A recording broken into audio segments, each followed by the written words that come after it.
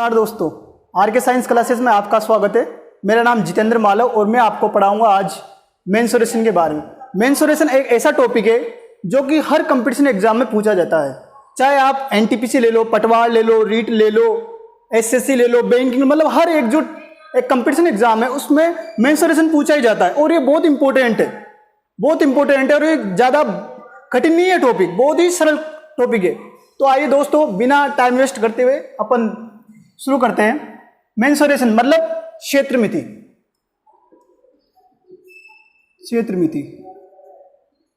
Writing थोड़ा गड़बड़ है। क्षेत्र मिति, देखिए दोस्तों, मैथमेटिक्स में क्षेत्र मिति को अपन दो भागों में बांटते हैं। कौन कौन से में? 2D, 2 डायमेंशियल, 3D, 3 डायमेंशियल। 2D क्या होता है? 2D मतलब द्विविमीय में क्या होता है? ये कोई अक्ष मान लो, x अक्ष, y अक्ष। तो जब किसी चर को x अक्ष और y अक्ष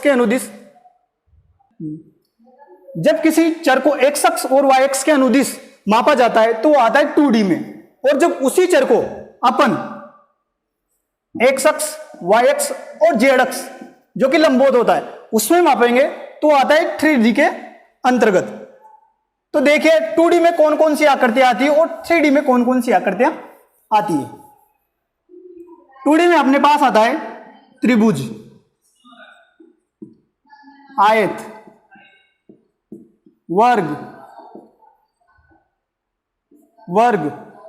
वृत्त और भी अन्य आकृतियां दोस्तों जो कि अपने 2D के अंतर्गत आती है। 3D में क्या आता है? बेलन, प्रिज्म,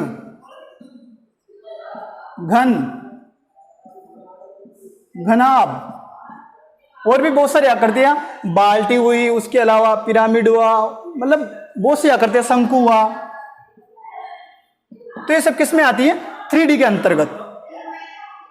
जिसको लगता है कि वो इन्हें नोट करना चाहता है तो वीडियो पॉज करके वो नोट कर सकता है। ठीक है दोस्तों, आगे चलते हैं अपन 2D। अब देखिए दोस्तों, 2D में अपन क्या क्या ज्ञात करते हैं? तो 2D में अपन दो चीजें ज्ञात करते हैं। पहले ये परिमाप और दूसरा है क्षेत्रफल। और 3D में क्या ज्ञात करते हैं अपन? 3D में ज्ञात करते हैं अपन क्षेत्रफल और आयतन। ये चीज अपन 3D के अंतर्गत ज्ञात करते हैं। अब सबसे पहले आपके मन में सवाल आ रहा है, परिमाप क्या होता है?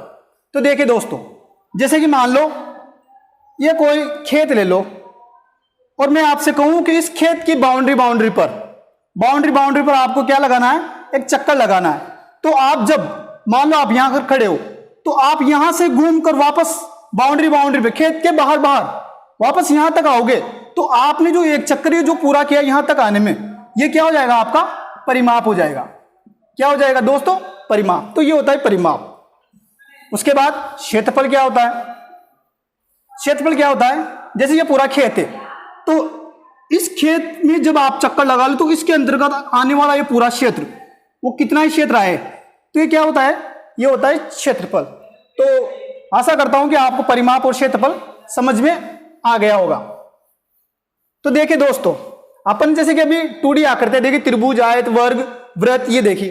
तो अपन सबसे पहले पढ़ेंगे अपन त्रिभुज के बारे में। और त्रिभुज एक बहुत ही इंपॉर्टेंट टॉपिक है जो कि बहुत ही सिंपल है।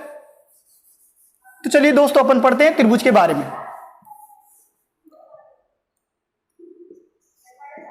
त्रिभुज, तो देखिए दोस्तों, त्रिभुज के बारे में बेसिक नॉलेज आप सभी को मालूम होगा और नहीं भी है तो फिर मैं बता देता हूं। त्रिभुज देखो, सबसे पहले तो त्रिभुज होता क्या है? त्रिभुज होता है 3 भुजाओं से घिरी हुई बंद आकृति, जो कि अपन छोटी क्लासों में पढ़ते आ रहे हैं। 3 भुजाओं से घिरी हुई बंद आकृति, 3 भुजाओं से घिरी हुई जो बंद आकृति होती है वो त्रिभुज होती है। और आप सभी को मालूम होगा त्रिभुज के जो तीनों कोणों का मान होता है वो होता है 180 डिग्री। ठीक है, तो ये क्या है? नॉर्मल सी बात है जो कि सबको पता होनी चाहिए। उसके बाद एक और चीज क्या है? ये जो भुजाएं हैं, 3 भुजाओं से सबसे छोटी बंद आकृति भी आप इसे कर सकते, क्योंकि 2 भुजाओं से कोई बंद आकृति नहीं बनती, लेकिन ये सबसे कम भुजाओं द्वारा बनी हुई बंद आकृति है। तो इसे आप बोल सकते हो सबसे कम भुजाओं द्वारा बंद आकृति भी आप इसे बोल सकते हो। अब देखिए दोस्तों, त्रिभुज को अपन कौन कौन से भागों में विभाजित कर सकते हैं। तो आइए दोस्तों चलते हैं। त्रिभुज को अपन दो तरीके से विभाजित करते हैं। पहला, भुजाओं के आधार पर,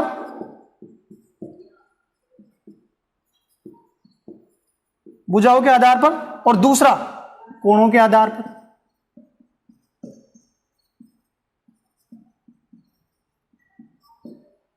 तो सबसे पहले अपन पढ़ेंगे भुजाओं के आधार पर, कि भुजाओं के आधार पर त्रिभुज को कितने भागों में विभाजित किया गया।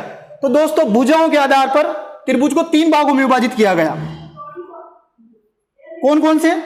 समबाहु त्रिभुज, विषमबाहु त्रिभुज और समद्विबाहु त्रिभुज। समद्विबाहु त्रिभुज। तो भुजाओं के आधार पर त्रिभुज को 3 भागों में विभाजित किया गया है। तो आइए सबसे पहले अपन चलते हैं कि समबाहु त्रिभुज क्या होता है।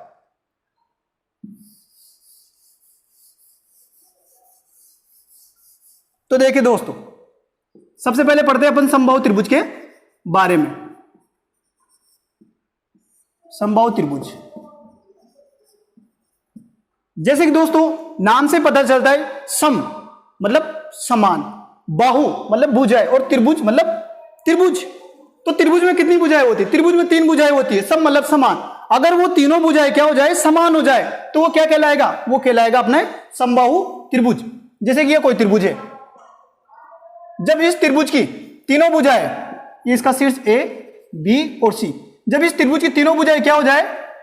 समान हो जाए, तो ये जब इस त्रिभुज की तीनों भुजाएं समान हो जाएगी तो ये क्या कहलाएगा? समबाहु त्रिभुज कहलाएगा। और जो समबाहु त्रिभुज होता है उसमें कोण भुजाएं बराबर है तो कोण भी बराबर होंगे। तो समबाहु त्रिभुज का प्रत्येक जो कोण होता है वो होता है 60 डिग्री, 60 डिग्री का कोण होता है।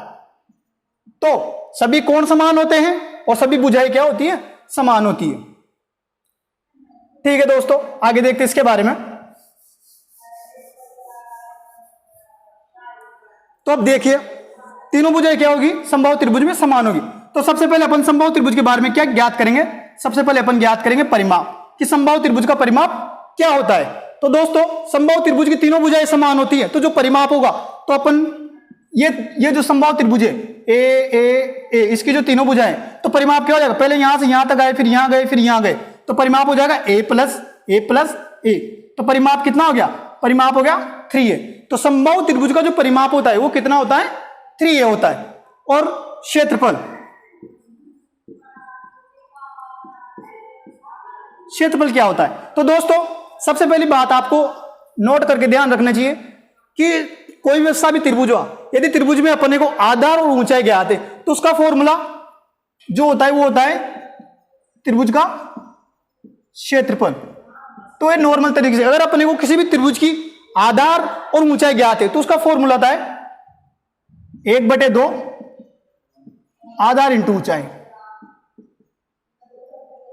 और इसी फॉर्मूले के आधार पर अपन किसी भी चाहे वो समबाहु त्रिभुज हो, कोई सा भी हो, उसको अपन आधार और ऊंचाई ज्ञात करके इस फॉर्मूले के आधार पर उसका क्या निकाल सकते हैं? अपन क्षेत्रफल निकाल सकते हैं। तो ये तो नॉर्मल सा त्रिभुज का क्षेत्रफल का फॉर्मूला होता है, लेकिन अपन इसके माध्यम से समबाहु त्रिभुज का क्षेत्रफल भी अपन ज्ञात कर सकते हैं। देखिए दोस्तों, ये अपने पास समबाहु त्रिभुज है, तो इस समबाहु त्रिभुज में देखिएगा आप तीनों भुजाएं क्या है? समान है। तो अपने को आधार तो ज्ञात है, ये इसके शीर्ष, अपने को क्या पता है? अपने को आधार तो पता है, लेकिन अपने को ऊंचाई पता नहीं है। तो इसकी ऊंचाई निकालते दोस्तों, यहां से क्या डालते अपन? समबाहु त्रिभुज में डालते लंब। चूंकि ये समबाहु त्रिभुज है इसलिए लंब, माध्यिका, कुछ भी बोलो आप इसे, सब क्या होगा? इसमें बराबरी होगा। तो ये क्या करेगा? ये लंब डाल दिया अपन, लंब डाला, तो ये जो लंब डाला ये माध्यिका काम कर रही है, तो ये क्या करेगा? सामने वाली जो ये भुजा है इसको क्या करेगा? 2 भागों में विभाजित कर देगा, बराबर भागों में। तो ये कितनी हो जाएगी? इधर से इधर, इधर से इधर हो जाएगी a/2 और ये भी हो जाएगी a/2। चूंकि ये क्या है? ये एक समकोण त्रिभुज है, ये हाफ इधर वाला, ये क्या है? ये एक समकोण त्रिभुज है। तो समकोण त्रिभुज है तो आप सभी जानते होंगे कि जब कोई समकोण त्रिभुज होता है तो उसमें हम क्या कर सकते हैं? उसमें हम पाइथागोरस प्रमेय का यूज कर सकते हैं। तो इसमें अपन पाइथागोरस प्रमेय का यूज करके इसकी क्या निकाल सकते हैं? ऊंचाई निकाल सकते हैं दोस्तों। तो आइए इसकी ऊंचाई थोड़ा एक तरफ लिख देता हूं मैं। तो आइए दोस्तों इसकी ऊंचाई निकालते अपन। इसकी ऊंचाई निकालते हैं। तो कैसे निकालेंगे? पाइथागोरस प्रमेय में क्या होता है? कर्ण स्क्वायर बराबर क्या होता है? लंब स्क्वायर प्लस आधार स्क्वायर। यहां पर कर्ण क्या दिखाई दे रहा है आपको? कर्ण के रूप में काम कर रहा है यहां पर ये ए। तो कर्ण स्क्वायर बराबर कितना होगा? ए स्क्वायर। लंब स्क्वायर कितना है यहां पर? लंब स्क्वायर हो जाएगी अपनी हाइट, तो लंब स्क्वायर। आधार स्क्वायर क्या है यहां पर? आधार चूंकि यहां से यहां तक ही लेना है अपने को। कौन से त्रिभुज की बात करें अपने? ए बी डी की। तो अपने को यहां से यहां तक की जो दूरी है कितनी है? a/2। तो क्या होगा? a/2 का स्क्वायर। अब अपने को निकालना क्या है? अपने को निकालना है h का मान निकालना है अपने को। तो इसको इधर भेज दो, तो h स्क्वायर बराबर क्या हो जाएगा? इसको इधर भेजो या इसको इधर भेजो, बात बराबर ही हो, क्योंकि इसे इधर लाओगे तो ये इधर ही बचेगा। इसको मैंने इधर लिख दिया, ठीक है। तो क्या हो जाएगा? h स्क्वायर बराबर हो जाएगा a स्क्वायर माइनस, इसका सॉल्यूशन करो तो क्या होगा? स्क्वायर है तो a स्क्वायर बाय 4। जब अपन इसको सोल्व करेंगे तो क्या प्राप्त होगा? एलसीएम ले लो तो कितना हो जाएगा? 4। तो होगा 4a square minus a square by 4। तो सोल्व करने पर कितना आ गया अपने पास? h स्क्वायर बराबर 3a स्क्वायर बटे 4, 3a स्क्वायर बाई 4। दिख तो रहा है ना? सॉरी दोस्तों, ये थोड़ा ऊपर लिख देता हूं, इसे मैं यहां से मिटा के इसे मैं थोड़ा इधर लिख देता हूं, है ना? यहां से इधर लिख देता हूं। तो देखिए दोस्तों, यहां तक दिख रहा है? इधर लिख देता हूं दोस्तों, यहां से लिख देता हूं मैं इसे। h स्क्वायर बराबर कितना हो जाएगा? h स्क्वायर बराबर हो जाएगा 3a स्क्वायर बाय 4। जब इसे अपन सोल्व करेंगे तो क्या हो जाएगा? h बराबर अपने पास आ जाएगा √3/2 इंटू ए। तो ये अपने पास क्या है? ये आ गया अपने पास समबाहु त्रिभुज की ऊंचाई। समबाहु त्रिभुज की ऊंचाई ये अपने पास आ गई। अब क्षेत्रफल के लिए अपने को क्या ज्ञात करना है? क्षेत्रफल के लिए क्या क्या? आधार इंटू ऊंचाई। आपने उतार लिया वो दोस्तों, ऐसा करता हूं, ठीक है दोस्तों। इसको मिटा रहा हूं मैं, आप नोट कर लीजिएगा, बाद में देख के पोज करके कर लीजिएगा सर, ठीक है दोस्तों। तो देखिए ऊंचाई अपने पास आई गई। ऊंचाई कितनी आ गई अपने पास? इसकी जो ऊंचाई आई है वो आ गई अपने h बराबर क्या आ गई? √3/2 इंटू ए। ये क्या आ गया अपने पास? समबाहु त्रिभुज की ऊंचाई। अब अपने को क्षेत्रफल ज्ञात करना है, क्योंकि क्षेत्रफल क्या होगा? समबाहु त्रिभुज का क्षेत्रफल वही 1/2 आधार इंटू ऊंचाई, 1/2 आधार इंटू ऊंचाई। तो 1/2 आधार कितना है अपने पास? समबाहु त्रिभुज आधार टोटली यहां से यहां तक कितना है? ये a है। तो आधार कितना हो जाएगा? आधार हो जाएगा a। ऊंचाई कितनी आ गई अपने पास? ऊंचाई अपने पास आएगी √3/2 इंटू ए। आप जब इसे सोल्व करोगे तो अपने पास क्या आ जाएगा? √3/4 इंटू ए स्क्वायर। तो ये क्या आ गया अपने पास? क्षेत्रफल आ गया। ये आ गया अपने पास समबाहु त्रिभुज का क्षेत्रफल। देखिए दोस्तों, आप डायरेक्ट इसे भी याद कर सकते हो, पर अपने एग्जाम में जब वो क्वेश्चन लैंग्वेज के आधार पर देगा तो हो सकता है वो आपको हाइट के रूप में दे दे, परिमाप के रूप में दे दे, वो क्वेश्चन कैसे भी घुमा सकता है। तो आपको बेसिक नॉलेज का ज्ञान होना बहुत ही जरूरी है। तो आपको अगर बेसिक नॉलेज का ज्ञान है, अगर आप फॉर्मूला भूल भी जाते हो और बाई चांस हो जाता है, जब एग्जाम का जो प्रेशर माइंड पे रहता है ना, तो सिंपल सा फॉर्मूला भी अपने को याद नहीं आ पाता। तो आपको अगर बेसिक नॉलेज याद है तो आप फॉर्मूला जनरेट कर सकते हो। तो इसको आप है ना ध्यान रखना अच्छी तरीके से, ठीक है दोस्तों। ये नोट कर लेना, पॉज करके वीडियो को आप नोट कर लेने से आगे चलते हैं।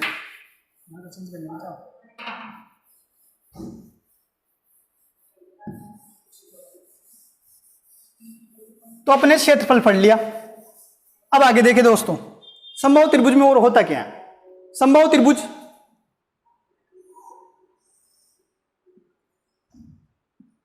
क्षेत्रफल हो गया, अपने परिमाप हो गया। अब देखिए इसमें और होता क्या है? ये अपने यहां से माध्यिका डाली, लंब डाला, कुछ भी मान सकते हो आप। अब इसमें क्या होता है? इसमें अंतःतिर्जा और परितिर्जा, अंतःतिर्जा और परितिर्जा, ये क्या होता है? जैसे कि यहां से माध्यिका इधर से डाली, एक माध्यिका इधर से डाली, एक माध्यिका इधर से डाली, है ना? तो जब क्रॉस करते हैं तो इस बिंदु पे जब मिलते हैं तो ये क्या करता है? इस बिंदु से ऊपर वाली जो पार्ट बचा है वो 2 होता है और नीचे वाला पार्ट 1 होता है। तो ये जो पार्ट होता है, इसे ऊपर वाले पार्ट को अपन बोलते हैं परितिर्जा, परित्रिज्या, और नीचे वाले पार्ट जो 1 बचा इसे बोलते हैं हम अंतःत्रिज्या। अंतःत्रिज्या। तो परित्रिज्या और अंतःत्रिज्या का जो समबाहु त्रिभुज में जो अनुपात होता है वो होता है 2:1।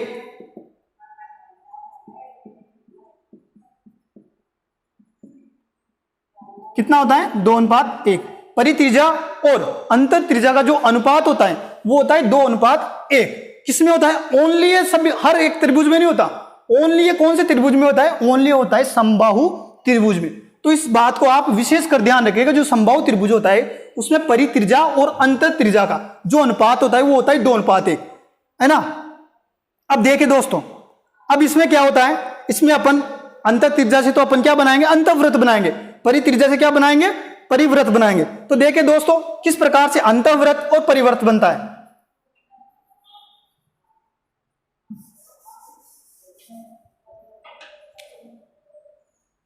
ये अपने समबाहु त्रिभुज है। तो ये पॉइंट क्या है अपने? इसे केंद्रक बोल सकते हो, गुरुत्व केंद्र बोल सकते हो, कुछ भी बोल सकते हो। तो यहां से और यहां तक ये होगी क्या? अंतःत्रिज्या। मैंने आपको पूरा पार्ट समझाएगा। तो अंतःत्रिज्या, तो ये क्या होगी? अंतःत्रिज्या होगी। जब ये अंतःत्रिज्या होगी तो यहां से ये त्रिज्या होगी, तो इसको है ना घुमा दो। यहां से घुमाने पर ये क्या बन गया? ये बन गया अपने पास अंतःवृत्त, है ना। और जब यहां से और ये बच रहा है शीर्ष, तो शीर्ष तक जो अपन वृत्त बनाएंगे तो वो हो जाएगा परिवृत्त।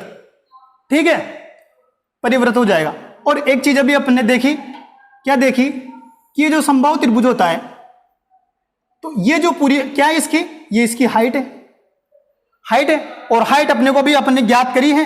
हाइट क्या होती है? समबाहु त्रिभुज की हाइट होती है अपने पास √3/2 इंटू a, ये हाइट होती।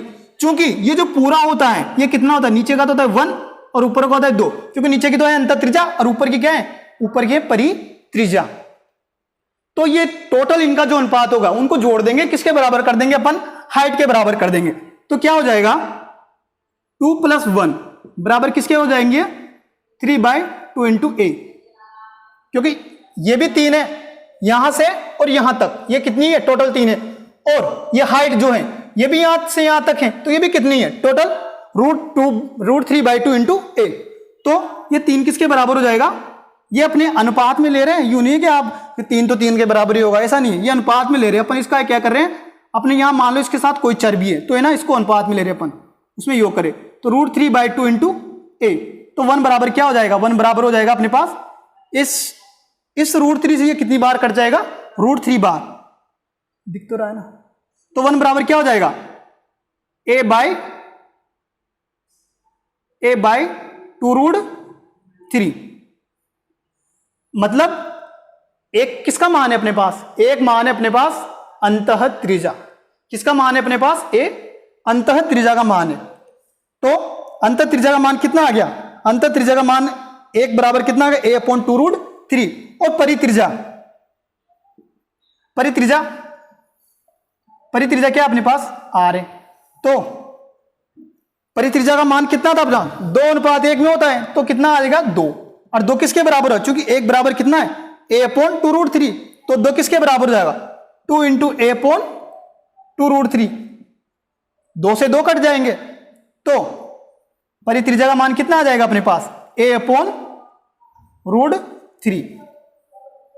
इन दोनों चीजों को आपको ध्यान रखना है कि समबाहु त्रिभुज के अंतर्गत अंतःत्रिज्या और परित्रिज्या का मान कितना होता है। सिर्फ समबाहु त्रिभुज की बता रहा हूं मैं।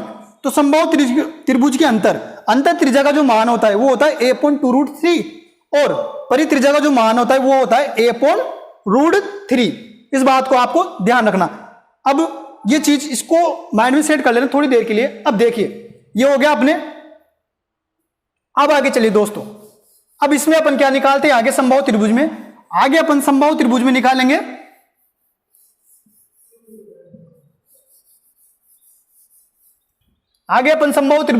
ये जो अपन ने अंतःवृत्त बनाया इसका निकालेंगे अपन क्षेत्रफल।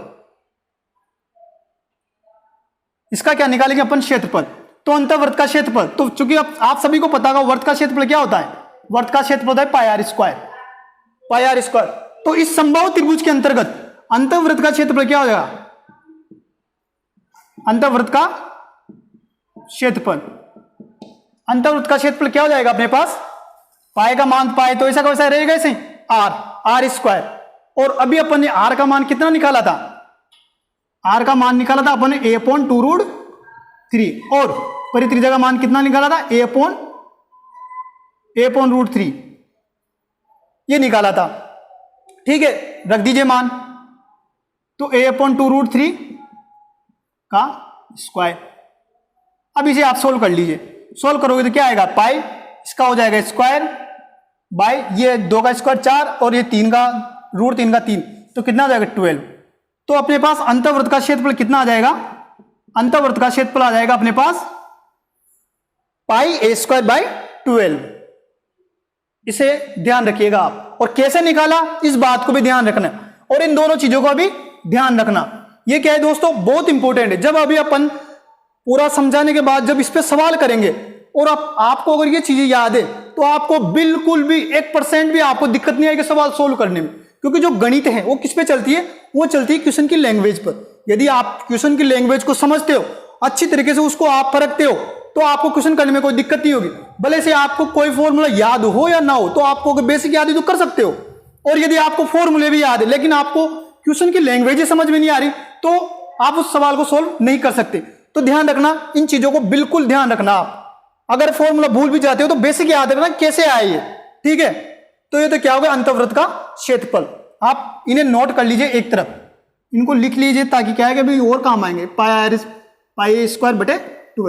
ये हो गया अंतःवृत्त का क्षेत्रफल, एक तरफ नोट कर लेना, वैसे लिखा मैंने। अब देखिए, तो आइए दोस्तों, अंतःवृत्त का क्षेत्रफल हमने निकाल लिया, इसको ध्यान रखना, मैंने इधर लिख दिया एक तरफ, ठीक है। अब निकालते अपन किसका, परिवृत्त का। ये अंतःवृत्त था। अब देखो दोस्तों, निकालते अपन परिवृत्त। परिवृत्त में कैसे निकालेंगे, यहां से पहले अपन ने नीचे लिया था, अब लेते हैं शीर्ष पे। शीर्ष पे लेकर ये क्या होगी, इसकी त्रिज्या। जब इसे घुमाओगे आप, तो घुमाओगे तो यहां पर इस शीर्षों पर टच होता हुआ, शीर्षों पर टच होता हुआ ये क्या बन जाएगा अपने पास बन गया ये परिवृत्त। अब इसका क्षेत्रफल कैसे निकालेंगे, तो वही फॉर्मूला तो सबको पता ही है, परिवृत्त का क्षेत्रफल। तो क्षेत्रफल कैसे निकालेंगे, वही πr²। तो पाई तो है सही, r²। r का मान कितना है, परिवृत्त के लिए r का मान परित्रिज्या कितनी थी अपने पास, a/√3। a/√3 तो लिख दे a/√3 का स्क्वायर, ठीक है। तो पाई, अब इसको सोल्व करोगे आप तो कितना हो जाएगा, a²/3। ये क्या हो गया अपने पास, परिवृत्त का क्षेत्रफल। तो इसे भी आप नोट कर लीजिएगा, इसे भी नोट कर लीजिएगा, और मैं इधर लिख देता हूं, अभी क्या है अपने काम आएगा ये πa²/3।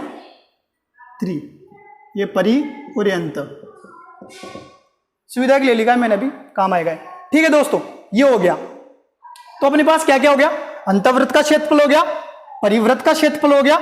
अब अपन निकालते हैं आगे छायांकित भाग का क्षेत्रफल। चलो पहले इसमें ले लेते हैं। तो देखिए,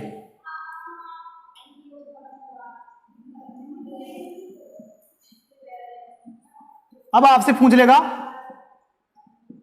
कि छायांकित भाग का क्षेत्रफल ज्ञात कीजिए।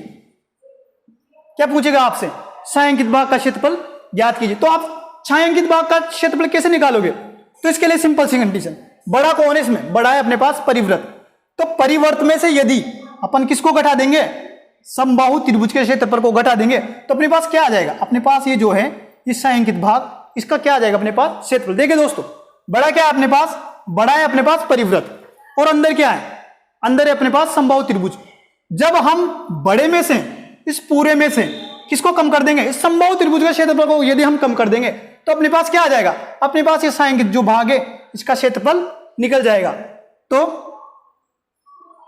छायांकित भाग का क्षेत्रफल। दोस्तों, अगर किसी को कुछ समझ में नहीं आ रहा हो तो आप कमेंट बॉक्स में लिख सकते हो, अगले दिन की क्लास में आपको वापस बता दूं। तो छायांकित भाग का क्षेत्रफल क्या हो जाएगा, परिवृत्त का क्षेत्रफल, परिवृत्त का क्षेत्रफल माइनस समबाहु त्रिभुज का क्षेत्रफल, समबाहु त्रिभुज का क्षेत्रफल। ठीक है दोस्तों, तो परिवर्त का क्षेत्रफल कितना है अपने पास? परिवर्त का क्षेत्रफल अपने पास, ये परिवर्त का क्षेत्रफल pi a cube pi a square sorry by 3 minus समबाहु त्रिभुज का क्षेत्रफल कितना होता है? √3/4 ए स्क्वायर।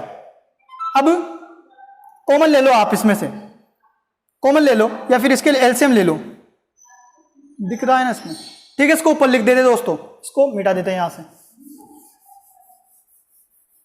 तो इसका एलसीएम ले लो, या तो आप तो एलसीएम ले लो या फिर कॉमन ही ले लो। आप तो ऐसा करो, कॉमन ले लो। तो कॉमन ले लो इसमें, आप कॉमन क्या लिया आपने? इसमें से ए स्क्वायर कॉमन आ रहा है, तो ए स्क्वायर को कॉमन ले लो। तो अंदर बचा गया अपने पास π/3 माइनस √3/4। ये क्या हो गया अपने पास? छायांकित भाग का क्षेत्रफल। क्या हो गया दोस्तों? छायांकित भाग का क्षेत्रफल ये हो गया। किसके लिए? परिवर्त के लिए। अब ऐसा का ऐसा हम किसके लिए निकालेंगे? अंतःवृत्त के लिए। तो नोट कर लीजिएगा दोस्तों,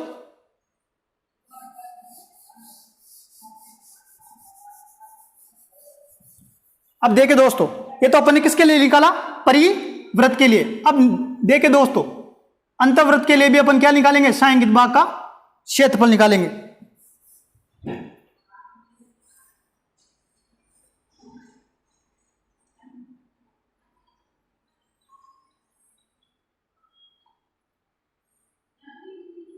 ये अब इसके लिए छायांकित भाग का क्षेत्रफल कैसे निकालेंगे? इसके लिए छायांकित भाग का क्षेत्रफल कैसे निकालेंगे? इसमें बड़ा क्या है? तो आपको दिखाई दे रहा है इसमें बड़ा क्या है? बड़ा है अपने पास समबाहु त्रिभुज। छोटा क्या है? छोटा है अपने पास अंतःवृत्त। तो जब बड़े में से छोटे को घटा देंगे तो अपने पास क्या बचेगा?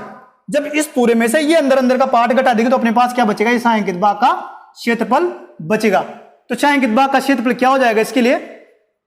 देखिए दोस्तों, ये अच्छे लेवल के जो क्वेश्चन होते हैं ना, उसमें इस टाइप से पूछा जाता है। और आपने त्रिभुज के भी लगभग फॉर्मूले देख के कंप्लीट कर लिया होगा और उससे सवाल कर रहे होंगे आप।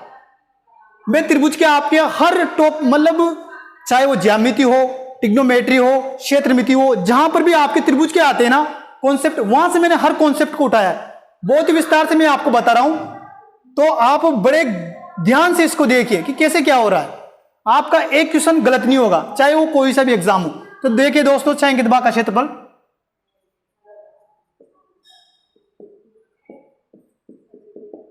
तो बड़ा क्या है अपने पास? बड़ा है अपने पास समबाहु त्रिभुज। समबाहु त्रिभुज का क्षेत्रफल क्या होता है? √3/4 ए स्क्वायर माइनस अंतःवृत्त का क्षेत्रफल।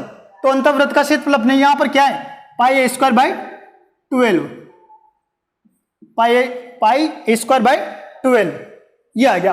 अब इसको सोल्व करिए। तो इसमें क्या है? एलसीएम ले लो। तो एलसीएम लो या फिर ऐसा करो, इसको है ना ऊपर नीचे किससे गुणा कर दो? 3 से गुणा कर दो। तो नीचे क्या हो जाएगा? 12। इधर भी कितना हो जाएगा? 12। तो दोनों में क्या मिल रहा है? समान मिल रहा है, 12-12। तो एलसीएम लेने की कोई जरूरत नहीं है, तो सीधा इसको सोल्व कर लो ऊपर। तो उसमें से कॉमन ही ले लो, ऐसा करो। तो कॉमन क्या आएगा अपने पास? a²/12। अंदर क्या बचा? इधर तो बचा 3√3, इधर क्या बचा? -π। ठीक है दोस्तों, तो यह क्या हो गया अपने पास? ये हो गया अपने पास छायांकित भाग का क्षेत्रफल। ठीक है दोस्तों, आज के लिए इतना ही।